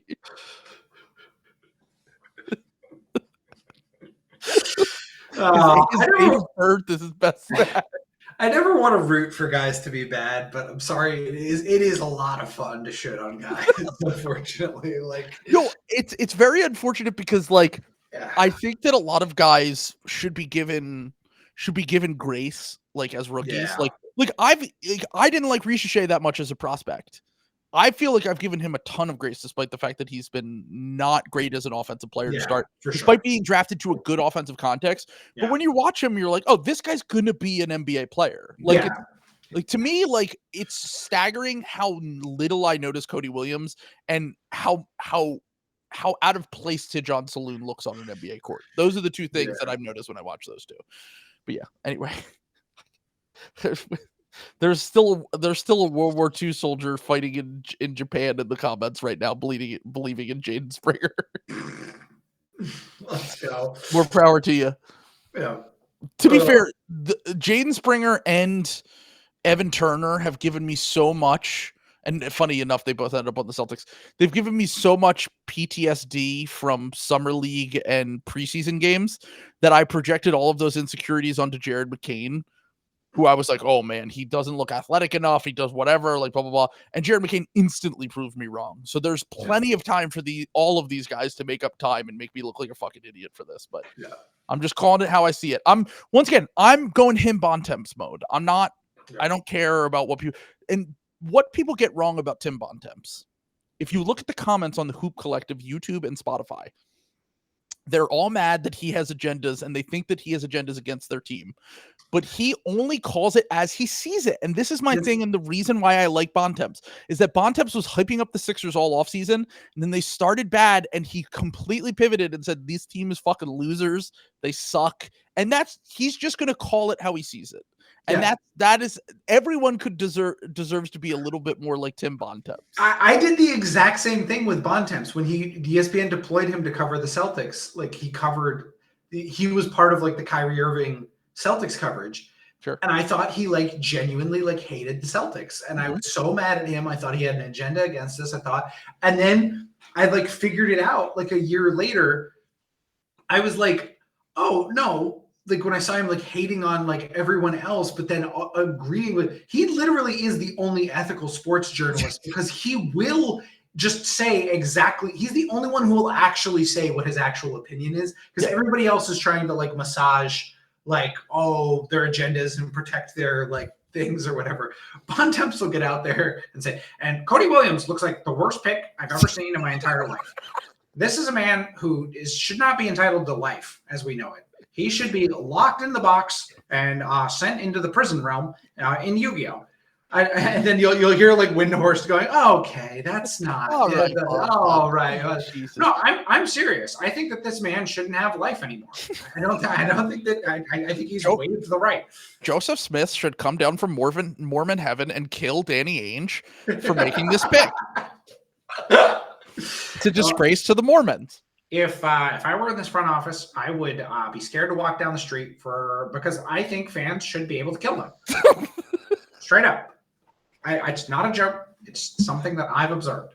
This is just my opinion. And that's why he's also, if you can't appreciate that, I'm sorry, you suck. You have to. Bontemps is the GOAT. I understand it feels bad when he's like doing that to your team. Oh yeah, and you're mad. I don't listen to it when the Sixers are bad. That's the key. That's the thing, is that I know to avoid when the Sixers are bad. Also, I do just want to point out, you don't persecute this man for his thought crimes. Okay.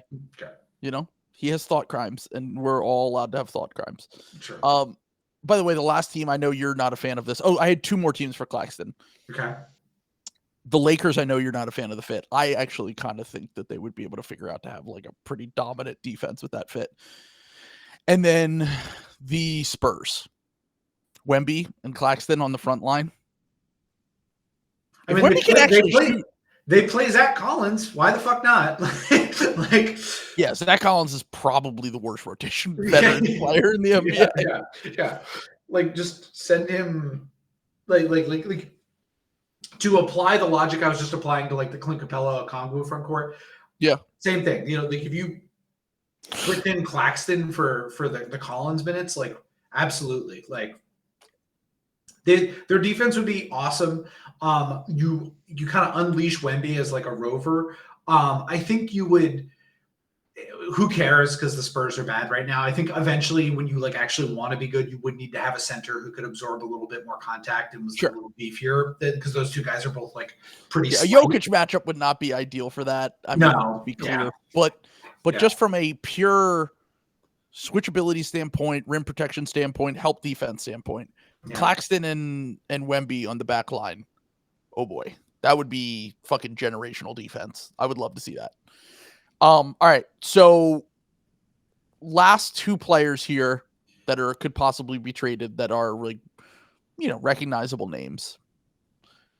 I couldn't come up with a single team for Cam Thomas. I really don't know what to do with the Bulls. Would the Bulls do it again? Would the Bulls just say, fuck it? 2021 draft guy. He gets buckets. Who's trading for Cam Thomas? I'm literally, to get this answer, I'm just going to go to cleaning the glass and sort by offensive efficiency. I tried that, but I'm like, does Cam Thomas actually make your offense better? Because I'm not sure he does. He can certainly get buckets. It's like the units. He could like do it in the units, I think. You know what I'm saying? Like if you have him in your second unit. Right, we just need a bucket getter off the bench so badly.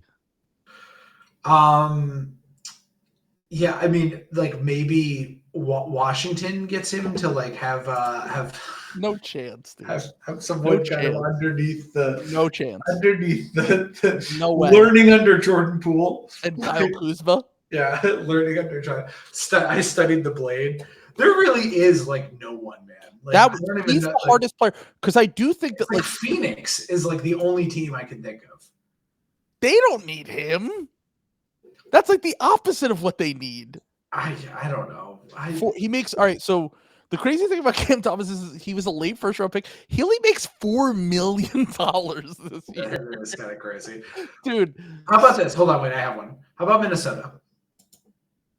They have Rob. I mean, are they giving up on Rob already? Because that would no. But like, you could like sign Cam Thomas to like a 2-year deal. Nobody's gonna like. Cam Thomas, Anthony Edwards, and Julius Randle. No one should be. No one. I guess that's true. That is like, dude, RFK. Jaden Daniels and Rudy Gobert spacing that team. Let's go. I guess it's Orlando, right? I don't even want. I have Orlando on my Schroder team list. Yeah, like I wouldn't do that if I was Orlando. Like, is Cole Anthony worse than Cam Thomas? Are we like sure about that? Like, dude, Cam Thomas is literally the funniest player in the NBA to me because you catch him on the right night and you're like, oh, he's the best player in the league.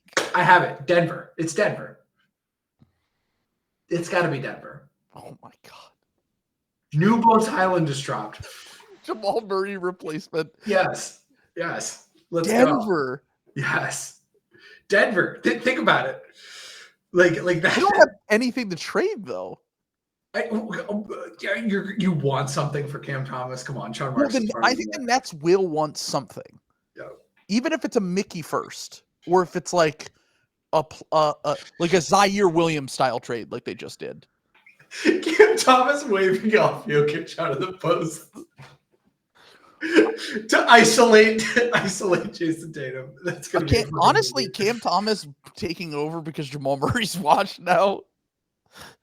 I'm just saying, like that's the best fit. That's not a good fit, to be clear, but it's the best fit, I think, in the NBA. Like, do you know what their offensive rating when Jokic is off the court? Do you know what it is? It's like an 89, right? Yeah, it's 84. I'm pretty sure. It's the worst. It's worse than the worst offense in NBA history. And then their offense with him on the court is better than the best offense in NBA. Yeah, like I understand that like Cam Thomas is bad, but like at the bare minimum, I actually think Cam Thomas is the drill tweet. I think Cam Thomas is the drill tweet about DUIs. It's impossible to say if he's bad or not. Yeah, it is. He's the perfectly neutral player. Yeah, because if you catch him on the right night, you're like superstar. And you catch him on 3 out of 4 nights, you're like, this guy sucks. But those one night where he scores 40 points, you're like, oh, this is heavenly. This is a movie. This is a movie. This is a film, dude. I'm like, I'm not even joking, and people will make fun of me for this because I'm ball don't stop brained, whatever. If Jared McCain did not pop off for the Sixers, I would be pounding the table for the Sixers. We have the worst offense in the NBA. What is there to lose? Yeah, what is there to lose? Yeah, seriously. Yeah, why not? Like, let him cook. Like, we have a worse offense than the Washington Wizards, dude. Our offense is 2 points worse than the fucking Portland Trailblazers. That's nuts. That's crazy. Like, run me Cam Thomas, dude. I'm in. Run me Cam Thomas. Run me my Cam Thomas. Yeah. I'm going back for more Cam Thomas. Ricky Council, I love you to death.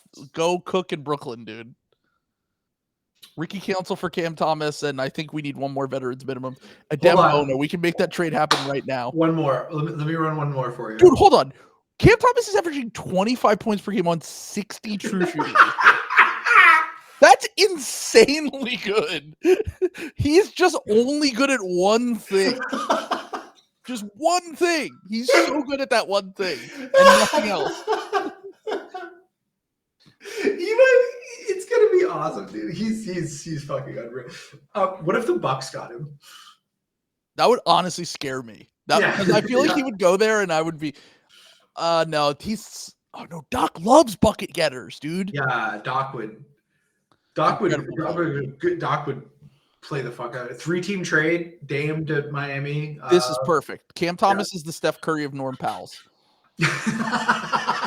I know Norm's balling right now, but when I do watch them, they do remind me a little bit of each other. They're like bowling ball, like run off screens, and like throw up shots. All right, hold on. Because I'm curious, since his scoring stats are so off the charts, I want to see what his on-offs look like. Because I know his defense is bad, and I know he doesn't pass the ball still. Will's been posting this. Like the Nets, like starting 5 has like a nuts net rating. Like their offense is actually way better with Cam. Their defense is just a disaster. Oh no. So their offense with Cam is a 116 and a 111 when he sits, but their defense is a 122. Let's let's.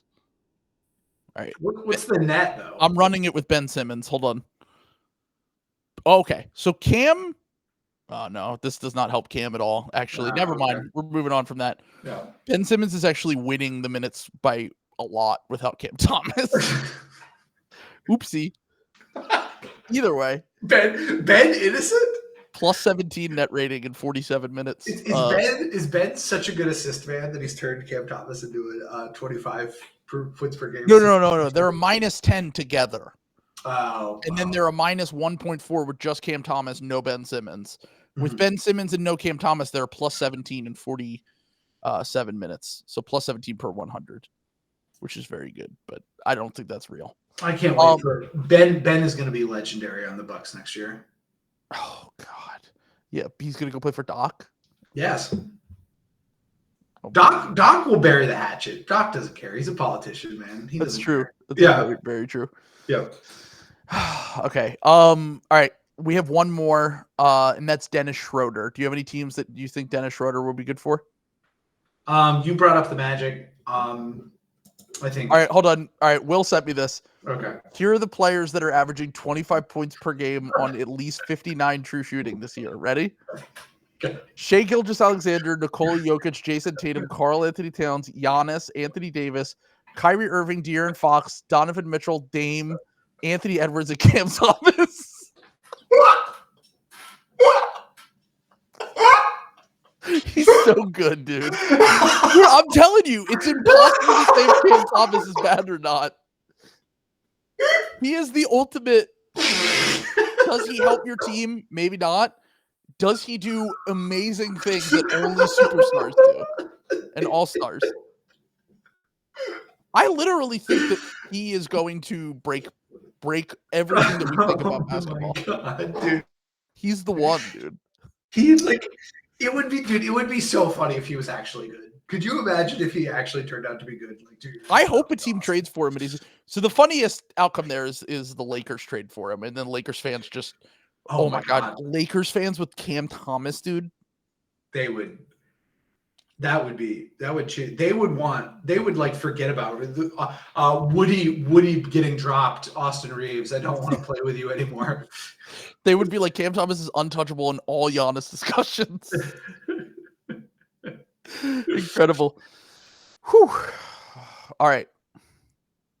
Oh yeah, we got Jared McCain propaganda in the chat from Ben Pfeiffer right now. These are the players averaging 25 points per 75 at 60 true shooting with at least 5 rim attempts per 75. Giannis, Anthony Davis, Shai Gilgeous-Alexander, Karl Anthony Towns, Jokic, and Jared McCain. We're pinning that. Thank you for sending that in. We love to see that. All right, Dennis Schroder team. Okay. Well, first of all, real quick, Franz Wagner or Cade? Franz Wagner. This is not a question. Cade's been good this year, though. I know that he still has flaws with like a lot of things, but Franz is like an all NBA level guy right now. Like the last 2 weeks, he just won Player of the Week. Like he's incredible. You must have missed it then. Jokic Joestar put up a poll and like Cade won it by blowout. Like 40 points. Yeah. Draft positional bias is a hell of a drug. Yeah. Anyway, a while. Franz has been very good. Yeah. Yeah. All right, Dennis. I mean, he would do miracles on the Bucks, but they have nothing to trade for him. Honestly, I think the Timberwolves could really use him. Could they not trade for Dennis Schroder? Could get traded to the Bucks for Bobby Portis, right? Yeah, but what does that do for why would the Nets do that? Yeah, I don't know. Like mechanically they can trade for a lot of these, but they have no picks. So like, why would you? I think Dennis Schroder has been so good. He like might be worth like a bad first, like a fake first. Yeah, straight up. So I think the Wolves are probably the answer because they got to sub out. Like Conley was so like key to like stabilizing them like when he came back, but he's just like kind of old now. Like they do need. Ant can't be the full-time point guard. Like I'm sorry, they're second apron and they also have no picks. Wow, I forget about that. Yeah. So they have no picks. They traded for Rob Dillingham. They traded their last pick and their last swap for Rob Dillingham. Yeah, I forgot. My teams that I had I just spoiled it. For the Sixers. I honestly had Dennis Schroder. I think that as a third guard for this team, the Sixers, we'll see when Maxey gets back, but this might not be a problem especially because Jared McCain actually can get to the rim a little bit. But just having anyone who can run a pick and roll would do wonders for the Sixers and get downhill. Now Schroeder would probably drive me insane, and that feels like a guy that would come to the Sixers and suck. Just completely vibes based. Dennis Schroeder feels like a complete disaster on the Sixers. Yeah. For a team that's last in offense, we can't really be picky. I want competent players.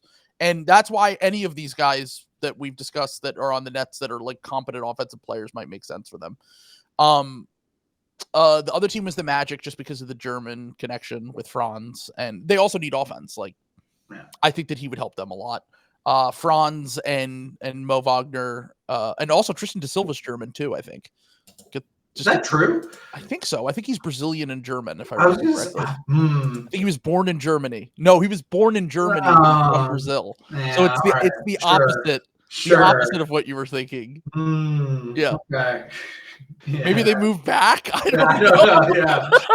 Whenever there's a South American German connection, I'm always going to be a little. Yeah. I'm just saying. I'm pretty sure he was born in Munich, and his family's from Brazil. Okay. So, and then the last team for Dennis Schroeder, I thought, was the Clippers. The Clippers actually just need literally anyone who can dribble a basketball, because Harden's the only one on that team that can dribble. Kevin Porter Jr. is the fucking worst player in the NBA, and they need to get him out of their rotation.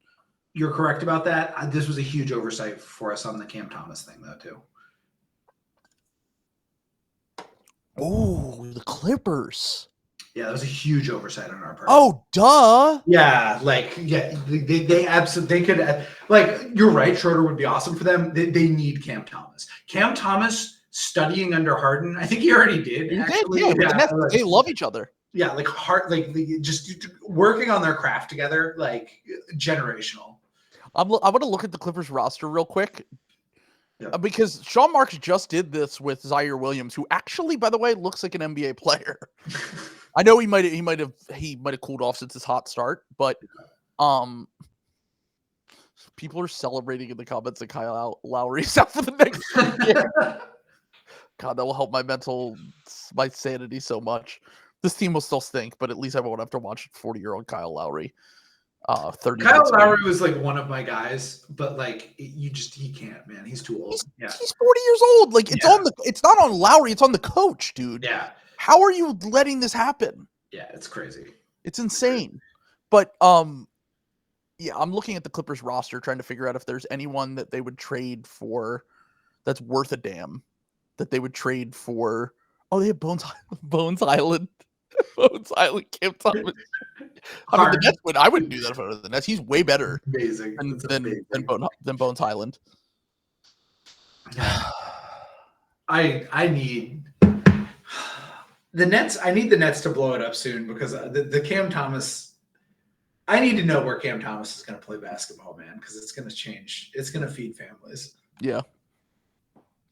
I'm looking forward. I would say the most of any player that's available at the deadline, Cam Thomas will be number one for me to see where he ends up.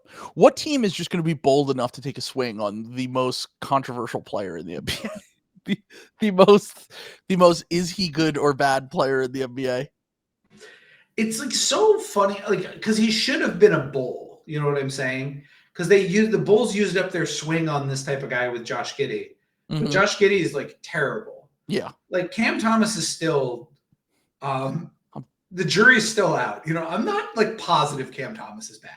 I'll never know. I'm pretty sure Cam Thomas is bad, but I'm not positive. So just said that I'm editing the Cam Thomas Sixers avatar as we speak. I'm very tempted. I can't even lie. Honestly, if we didn't have an awesome Maxey McCain backcourt, I would be all over this. This is a perfect delusional move I talk myself into. And then I'm shooting myself in the head by his 10th game with us. Also, someone said Joe Cronin in the comments could possibly trade for Cam Thomas. Why would he do that when he has a superstar in Delano Banton? I can't believe it. No, I saw that. It's crazy. So we Dude, only Toumani Camara too. Like, oh, yeah, we love Toumani Camara. I mean, his defense is fucking wicked, dude. He locked up Trae Young in clutch time the other night. It's so funny that the Blazers are like bad at like drafting at the top of the draft, but they're like fringe moves are just like fucking elite. Like they can't miss. It's so good. It's a great bit. Yeah. So right now, although Shaedon Sharp's been balling, I love me some Shaedon Sharp. Yeah. Plus 8.3 BPM for Delano Banton in 168 minutes. He has a usage of 30%. An assist percentage of 30.8. He's only turning the ball over 13% turnover percentage. That's not great. And his true shooting is a 59 right now. Look, with I'll say 43% from 3 on 9 attempts per 100. I'll say this. Delano Banton was not like terrible when he was on the Celtics. Like I actually did enjoy the Delano Banton minutes. And secondly, I'm sorry, that's just objectively better than Scoot. Like, of course. I mean, dude, that's like legitimately very good. Like he's like very obviously going to be like a 6-man for teams for a while, and like an impactful 6-man too. Yeah. Not like one of those guys that just comes in and just gets like empty calorie stats. Like he can pass. The shooting is always going to be up and down. Like how old is he? Like 26, 27? 25. Like wow. Okay. So he's still pretty young too. Like, yeah. That's good. Like, because I remember he was on the Raptors. Was he a first round pick for the Raptors or the second round pick? I can't remember. Second round pick. Second round pick. Okay, yeah. I'm telling you, I think Banton is he could be another guy that's traded at the deadline. Although Cronin needs as many W's as he can get. Yeah, I don't know if he's going to trade. He's on the block. He's on the block. He needs to just hold whatever W he has. Yeah. All right. So I think that's about time we wrap it. We'll be back later in the week for the Patreon episode. We'll record that on Friday. I'll be on Saturday Slam and Jam later this week, so check that out on the Athletics feed. Thanks to Alex and Andrew for having me on. We're going to talk about the Sixers' disaster season. So if you didn't get enough of it today, tune in for that. Let's go. We'll have fun. All right. Peace, guys. Thank you.